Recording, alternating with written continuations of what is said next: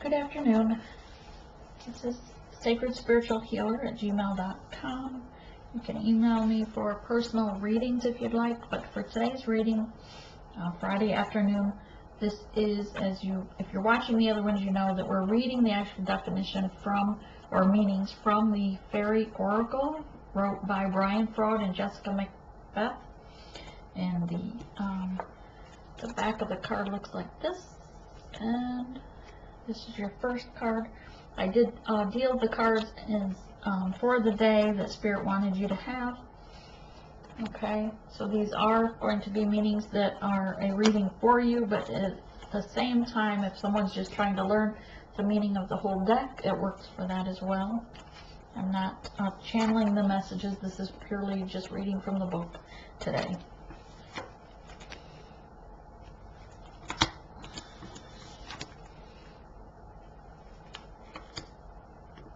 Okay. First card up is number 31, Undressing of a Salad. Like I said in all the other videos, if you just look at it for a moment and decipher for yourself if you think it's a good card, like positive energy, negative energy, how it applies to your life, and then you can decipher from the meaning as well. Alright? So what number is that? 31? This just helps people to learn the actual cards themselves. Give you a better understanding when you watch other tarot readings. You know, in the future you'll be able to say, oh yeah, I remember that this also means that, you know, because a lot of us are channeling messages and it's not what's from the book. So it's just something different. So undressing of a salad, balance, avoiding extremes, achieving the impossible, and being impossible. Brian called this painting the dressing of a salad, but in an earlier stage of the Good Fairies, Bad Fairies manuscript, it was the undressing of a salad. Oh, it was the undressing of a salad. I've combined the names because they show us important aspects of the card. The undressing of a salad requires a good balance. Disparate elements must be blended into a tasty whole. The undressing of a salad requires truly remarkable adroitness. At first one might think it's impossible, but Adroito, whom we see busily balancing the magic ball, is the fairy of doing impossible things. He is also the fairy of being impossible and the fairy of avoiding extremes. Sound impossible? Well, of course it is. Both Adroito and Sally, crouched above him, are intensely focused on balancing things. And the large gnome in the center finds this very amusing. He looks in two directions at once, seeing the impossible of keeping things that are in constant motion in balance at all times, like the juggling act of life. Of course we fall out of balance. Of course we occasionally drop the ball. Sometimes we drop the ball. Or bird flies by and snatches it from us, and we just have to invent another one. Sometimes this seems as impossible as undressing a salad. There are times when we have to turn bad luck into good luck, and that isn't always easy, especially if someone else seems determined to turn good luck into bad. Everything is integrating the disintegrating at the same time. Confusion is rife, but we still try to create order and put things into balance.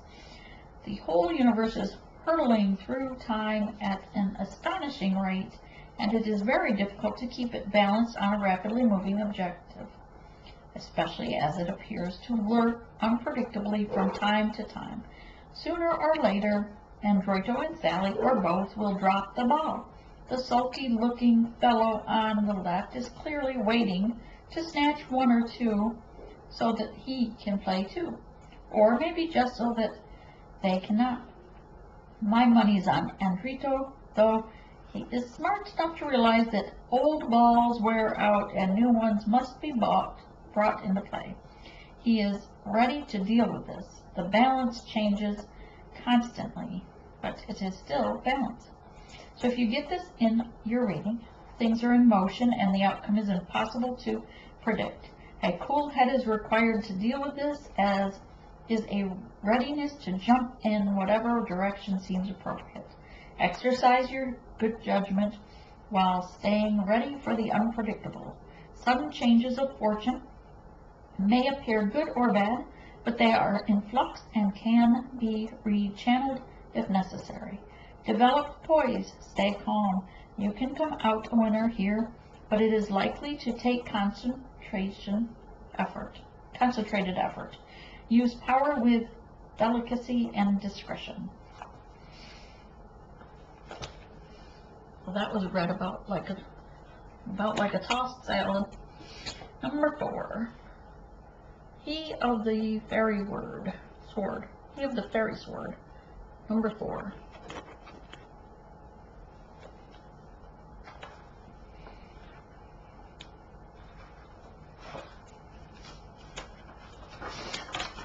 Okay. He of the fairy sword, the active principle, spiritual will, justice, and protection. When the song comes into any of the manifested worlds, this world or fairy or another, it first encounters two principles, sometimes called yin and yang, or masculine, feminine, or great god and great goddess.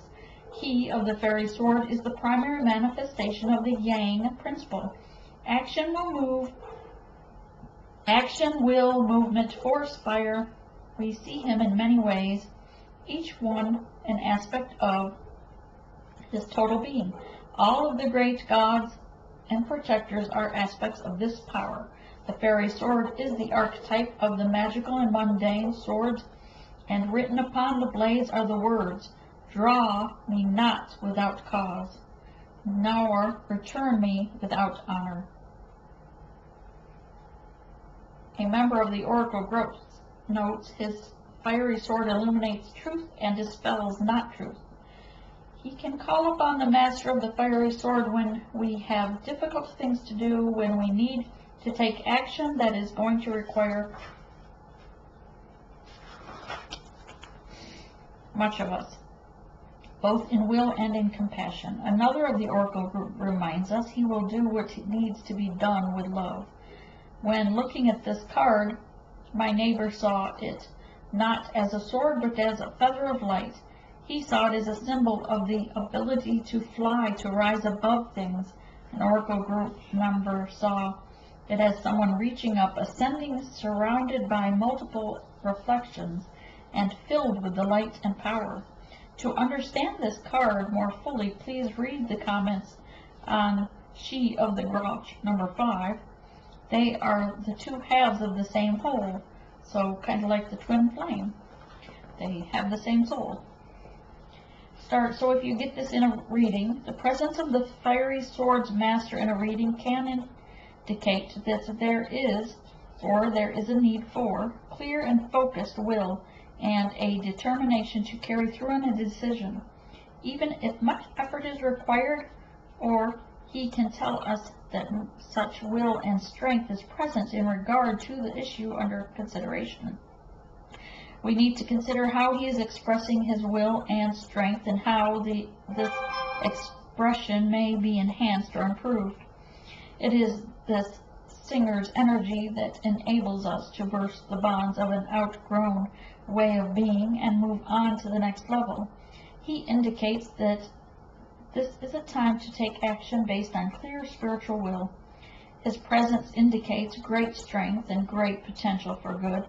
It also reminds us that if we call upon him, we will receive assistance. The presence of this card in a reading radiates strength and willpower of the cards around it.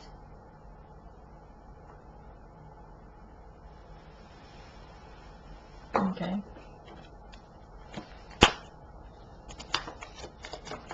Number 32, Tris of the Rainbow. 32.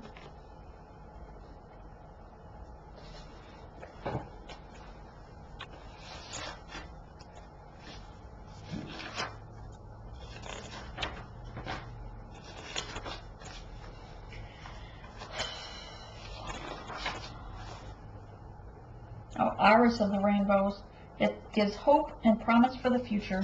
That's a nice card. Just saying. Blue skies and rain are the realms of Iris the Rainbow Fairy. She dwells at the meeting of air, the elements of mind, and water, the elements of emotion. She sits, rainbow-hued wings outspread, suspending in mid-air, partially wrapped in her deep sky draperies, and crowned with the iris blossoms. The fairy archers tips their arrows in her potent handful of iridescent light.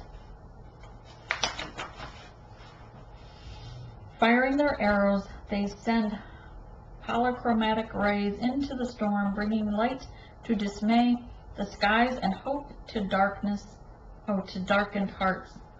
Beneath the Rainbow Fairy, the amphibious creatures of a wet earth crouch, the fairy frog maiden and the frog. Anyone care to kiss him and see what happens? Peer out from their shelter at the storm-wrecked world, while the shadowed sun is dimly seen above Iris's head. Sturdy pot-bellied gnomes, their toes rooted in the earth, sport sweeping whiskers to prove their entitlements to their single iris crowns, while the helpful fairy amphibians hold transparent rainbow-filled globes for the Rainbow Fairy. Everyone, especially Iris herself, is fully absorbed in the task of reclaiming the bright sky from the dark of the storm. In her hand, the light of the heavens bow looks a fragile thing, yet it is the light of hope, the promise of healing and joy to come, and that is one of the most powerful things there is. If you get this in a reading, Iris tells us that light is breaking through our present darkness, and there is hope. Hope is a powerful factor in speeding up this process. She does not promise us that the storm is over, nor does she say that it will never storm again. But she does say that there is a bright and beautifulness here. She also tells us that there is something to be gained by this passage through the storm, and the sooner we learn what it is, the sooner the storm will end. Always a passage through the storm is a time of potential growth, a time to allow the dead wood of our path to be blown away, to make room for the green shoots of new growth. At this point, it is useful to ask ourselves what we still need to release, and to look after protecting and nurturing the seeds that we have planted. Iris suggests that the cultivation of patience may also be helpful at this time.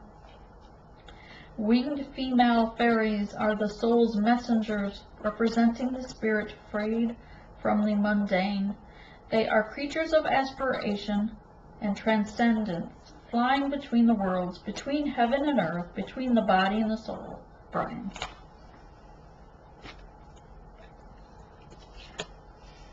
Okay, Kissed by the Pixies.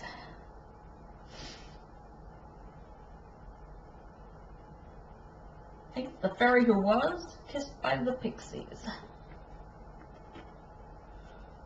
Oh, what number? 21?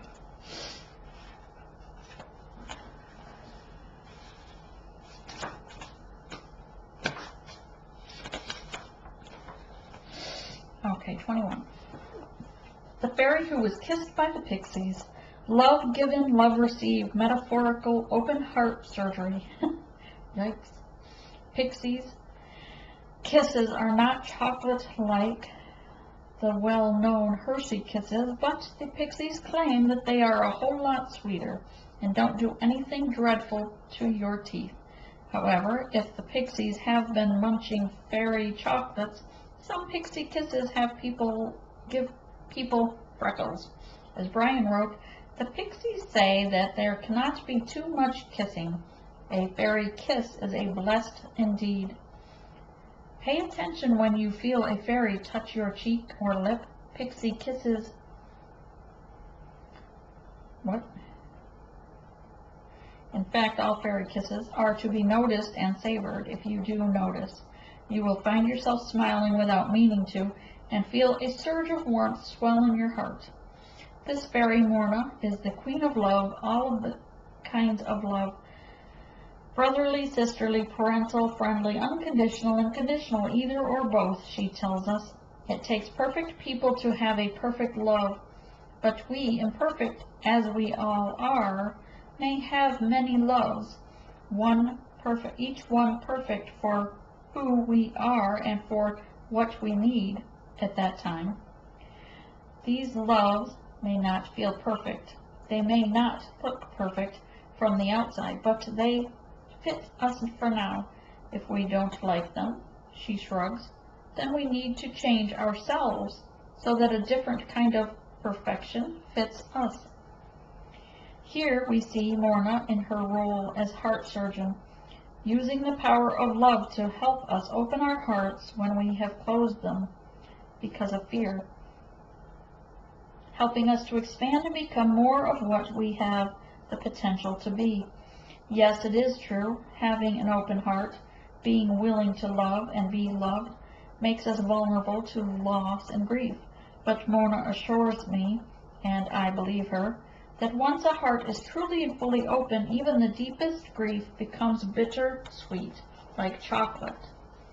And there is no pain that is not balanced by the greater joy of love.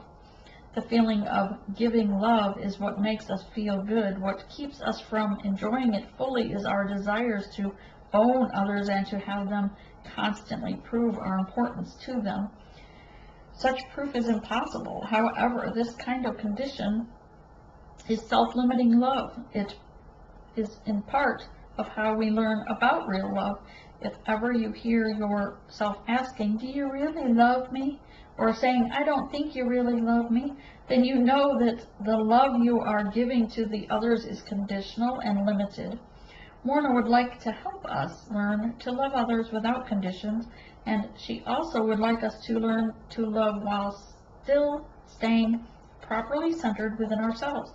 It is important for us not to lose ourselves in others and let their desires become ours, while losing sight of what we need for fulfillment in our own lives. In the long run, or even in the not so very long run, that never works out. We only think we know what others want and need, and sooner or later we get it disastrously wrong, usually by thinking we know what they ought to need. We are only learning about love, and in the process of learning, we all act as teachers for each other. The karma of a relationship is the hardest karma of all. Believe it, Morna advises, and this is true no matter what the relationship is. But for all that, love, in its purest sense, is the fast track to self-realization and enlightenment. The wild thing at the top of the picture is filled with bliss and is longing to cuddle its way into enlightenment. Remember, everything and everyone in fairy glows with its own light. So do we. Much of that light is the glow of love. Remembering that is important. Opening our hearts more widely to the giving and receiving of love evokes the well-kissed fairy within. If you get this card in a reading, oh wow, what can I say here? Love, sweet love. Accept it, brush it up, and add to it. Pass it on. The presence of the fairy who kissed a pixie, or who was kissed by a pixie, suggests giving and receiving love and intimacy in any of a wide variety of relationships. She gives notice that this is a time to open and heal our hearts. Different aspects of life may well be flowing happily together, healing separations, hurts from the past, bonding may take place, deep feeling emerge, changes for the better may occur in all aspects of life, but especially in relationships, which may be deepening and becoming richer. You may be experiencing love therapy for opening the heart as new relationships begin, the old ones develop. Enjoy. Ooh, that was a long one. Let's see. 28, Penelope Dreamweaver, my fave. I love this. 28. My dog's name is Penelope. 28. Let's see.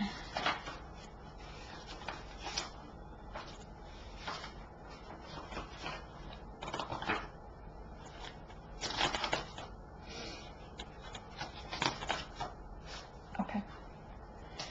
Penelope Dreamweaver. Inspiration, magical dreams and visions. Fairies hide what you want and reveal what you need. Brian. Weaver of dreams, bringer of visions, muse of artistic inspiration, Penelope Weaver, tapestries in the mind with threads of light, color, and sound. When she comes to us in dreams, we waken under her enchantment and rush for our paints or clay or other forms of expression.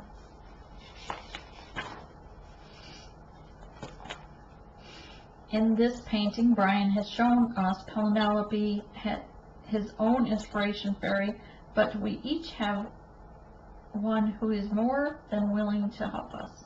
Mine says to call her Grace because she says she isn't exactly someone I deserve, just someone I'm lucky enough to have in my life. She plays hard at inspiring me, as does Penelope with Brian. Penelope says she is very pleased with Brian's results of her inspirations, but when I look hopefully at Grace to see what she thinks about me, she just shrugs her shoulders and she flashes me a wicked grin. So I think it is all right. Inspirational fairies like their jobs, but they get really bored when people don't pay attention to their inspiration. Then they sit around and file their fingernails while they think troublesome and mischievous thoughts. Sometimes they get exasperated enough to send us nightmares in an attempt to get us to wake up. These fairies and their sisters, the fairies of expression, work together as a team, helping us in our creative endeavors. The fairies of inspiration sprinkle us with a special inspirational fairy dust so that we can come up with an idea, rather like fertilizing a plant, and you know what plants are fertilized with, Grace says. Then their sisters, fairies of expression, help us to give form to our creativity and manifesting it with our own particular talents. Now, if you find Penelope Dreamweaver in your reading, seek visions and inspiration. Be aware that they are often subtle and require close attention. Fantasies, dreams, daydreams are all places of inspiration. Fairies can contact us, but she can also pop up unannounced in the midst of the most ordinary activity. In the bath, washing dishes, driving the car, anywhere else that our mind is half occupied and half running on idle. Pay especial attention to unsought inspirations at this time when you see this card. They have something wonderful to offer you, but it is up to you to catch them and bring them into reality. Another cute one, the Retriever. He's so cute. Oh, what number? 41. Okay.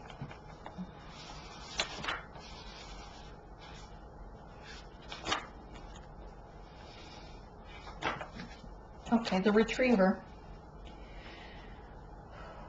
Office of Unclaimed Property, Hopes and Wishes, Loyalty. While writing this, I was having a little trouble with Ibe, not for the first time. I couldn't find my keys anywhere. He thinks it would be greatly to my benefit to be more organized and tidy, so he smears not quite visible juice on things that are out of place, or he encourages the resident cat to hide things. Cats seem remarkably willing to cooperate with these little bits of fairies. Then I have to hunt and hunt for them, and I hopes I shall be more organized the next time. You may have encountered him in the skies. When he has done something like this, my son observes he just looks at us with that, "Who, me? Look." My son also advises, keep your eye on him, whatever isn't nailed down, and if you scold or contradict him, he just gets huffy and insists on having his own way. We're talking about a fairy here. This sort of busybody helpfulness is just one of Ives' tasks. However, he also has more important things to do. Ives is a protector. He retrieves and safeguards our lost hopes, forgotten dreams, and mislaid keys. My keys were under the stack of papers stuck to the floor with peach juice. Not a place that I'd put them myself, but certainly safe from most key thieves. He holds these seeds of our potential futures carefully and delicately until we are ready for their return. Sometimes we don't think we are ready for them, and we have given up hope altogether, and then he may arrange a reminder for us, events or people in our lives that bring back memories of our past hopes and dreams. When this happens, we need to look at them again and consider how we might manifest them in reality. So if you see this card in your reading, Ives is trying to remind you of something you've lost, a hope, perhaps a dream. You may have thought it was gone forever, but he is holding it out to you for reconsideration. He thinks you can do something with it now, and the time is now. The way may not be obvious, but his clever nose has scented a path, potential opening for bringing this into your life. Sometimes Ives may be saying that a long-awaited dream is at last arriving on the scene, and there is nothing we need to do but open our hearts and minds to it. However, we usually have to work for it. Another attribute of Ives is loyalty. The book is written kind of like poetry, so you have to skip. It's not complete sentences. So, this is your reading, I believe, for Friday afternoon. I hope you have a blessed day.